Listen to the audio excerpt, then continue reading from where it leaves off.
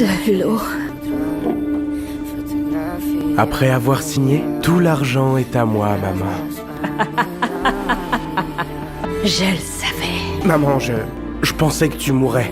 Il me reste 2 ou 3 jours à vivre, mais j'ai encore la force de te donner une leçon. Il veut que sa mère signe l'accord d'héritage, mais sa mère lui impose soudain une demande très particulière. Si tu trouves une épouse, d'ici demain matin. Ben pensait que ce serait une affaire toute simple, mais au moment où il s'apprête à partir, sa mère ajoute une deuxième condition.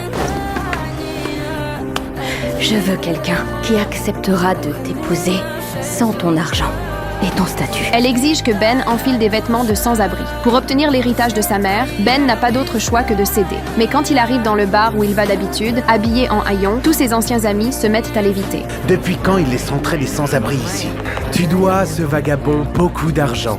Ben Stevens, qu'est-ce qui t'est arrivé? J'ai pas le temps d'expliquer. J'ai besoin d'une femme maintenant. C'est alors que la femme qui accompagne Ethan s'approche de lui, et Ben pense aussitôt à un moyen de se sortir de l'épreuve imposée par sa mère. Je veux te présenter. Elle est exactement ce dont j'ai besoin. Allez, j'ai pas beaucoup de temps.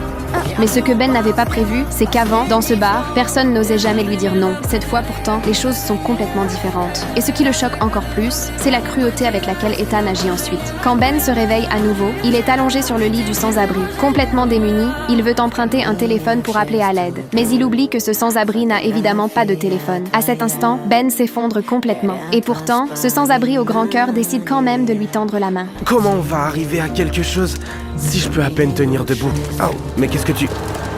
Oh, intelligent. Tu sais, une fois j'ai demandé à un homme de m'acheter un burger et il m'a poussé d'un pont en échange. Mais, comme tu vois, je vais bien maintenant. Donc, tu seras comme neuf. En voyant les gardes à l'entrée, Mia comprend la situation et s'apprête à repartir discrètement. Mais au moment où Ben veut rentrer chez lui, les gardes l'empêchent d'entrer. Madame Stevens a donné des ordres stricts. Si vous revenez seul, la porte ne sera pas ouverte. Alors que Ben ne sait plus quoi faire, Mia se montre soudain courageuse et intervient. Elle prétend être la fiancée de Ben. En voyant ça, les gardes finissent par les laisser entrer à contre-cœur. Je vois que tu es venu avec de la compagnie. Tu as rempli les conditions, fils.